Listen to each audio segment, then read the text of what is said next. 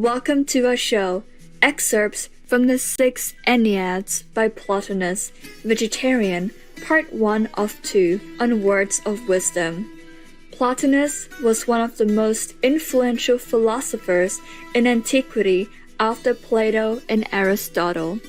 In his philosophy, there are three principles: the one, the intellect, and the soul. Historians of the 19th century invented the term Neoplatonism and applied it to Plotinus's philosophy. His metaphysical writings have inspired centuries of Islamic, Jewish, Christian, and Gnostic metaphysicians. The issue of happiness is one of Plotinus's greatest imprints on Western thought, as he was one of the first to introduce the idea that happiness is attainable only within consciousness. From all accounts, his personal and social life exhibited the highest moral and spiritual standards. He disliked talking about his own life, disapproved of meat, and refused medications containing animal substances. Plotinus's final words were, "Try to raise the divine in yourselves to the divine in the all." Long before his physical departure, the philosopher entrusted two of his closest disciples, Porphyry and Amelius, with the extensive task of collecting, revising, and compiling his writings. Thus, the Six Enneads was published to share Plotinus's precious insight with countless generations. It consists of 54 treatises varied in length, arranged in 6 sets of 9 Ennead in 3 volumes. The Enneads are sorted by levels of sophistication, starting with the first Ennead, which emphasizes ethical topics. Today, we are delighted to share with our joyful audiences a beautiful gem selected from the Six Enneads by Plotinus, Vegetarian. The first Ennead, first tractate, The Animate and the Man, sections 7 to 9. The first Ennead, first tractate, The Animate and the Man, section 7. The truth lies in the consideration that the couplement subsists by virtue of the soul's presence. This, however, is not to say that the soul gives itself to form either the couplement or the body. No, from the organized body and something else, let us say a light, which the soul gives forth from itself, it forms a distinct principle. The animate and in this principle are vested sense perception and all the other experiences found to belong to the animate. But the we, how have we sense perception? By the fact that we are not separate from the animate so constituted, even though certainly other and nobler elements go to make up the entire many-sided nature of man. The faculty of perception in the soul cannot act by the immediate grasping of sensible objects, but only by the discerning of impressions printed upon the animate by sensation. These impressions are already intelligibles, while the outer sensation is a mere phantom of the other of that in the soul, which is nearer to authentic existence as being an impassive reading of ideal forms. And by means of these ideal forms, by which the soul wields single lordship over the animate, we have discursive reasoning, sense knowledge, and intellection. From this moment, we have peculiarly the we. Before this, there was only the ours. But at this stage stands the we, the authentic human principle, loftily presiding over the animate. There is no reason why the entire compound entity should not be described as the animate, or living being mingled in a lower phase. And since the man, so understood, is essentially the associate of the reasoning soul, in our reasoning, it is the we that reasons, and that the use and act of reason is a characteristic act of the soul.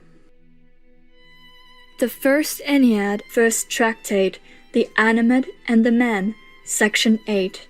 And towards the intellectual principle, what is our relation?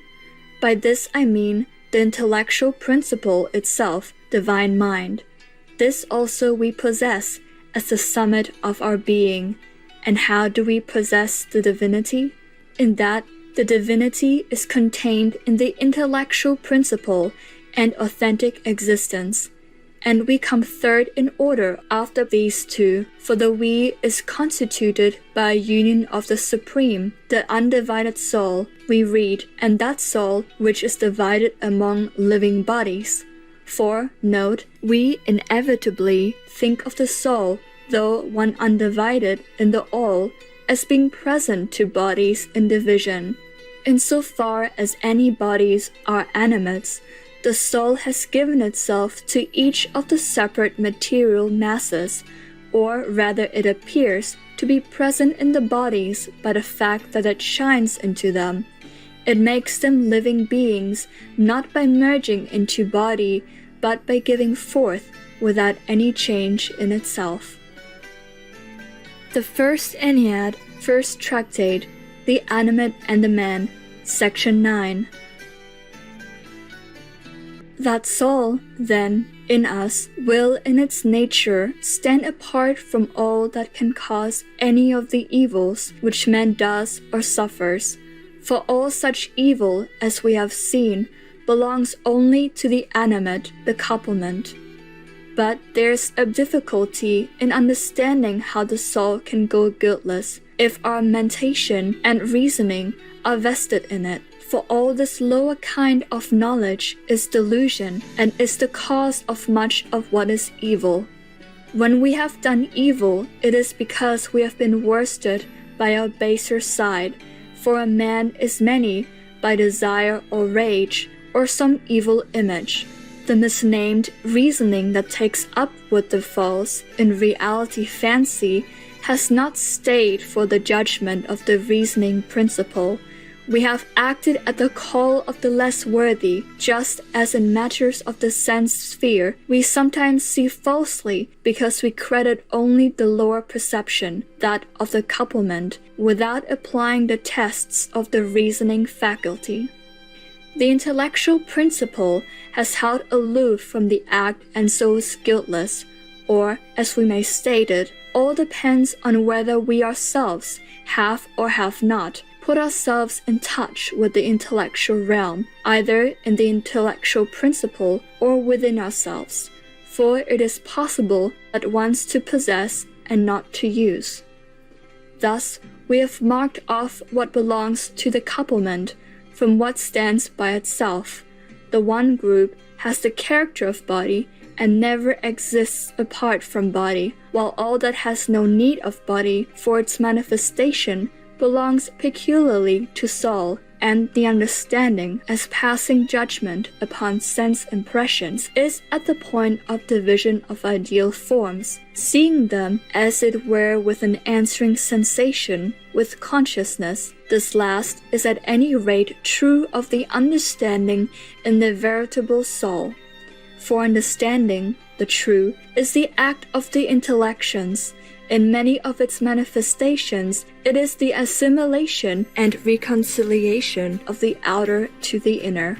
Thus, in spite of all, the soul is at peace as to itself and within itself. All the changes and all the turmoil we experience are the issue of what is subjoined to the soul, and are, as have said, the states and experiences of this elusive couplement.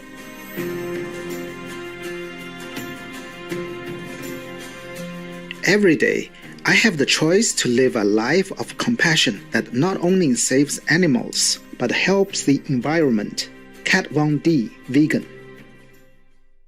Beautiful viewers, we hope you enjoyed our show today. Excerpts from the Six Enneads by Plotinus, vegetarian, part 1 of 2 on words of wisdom.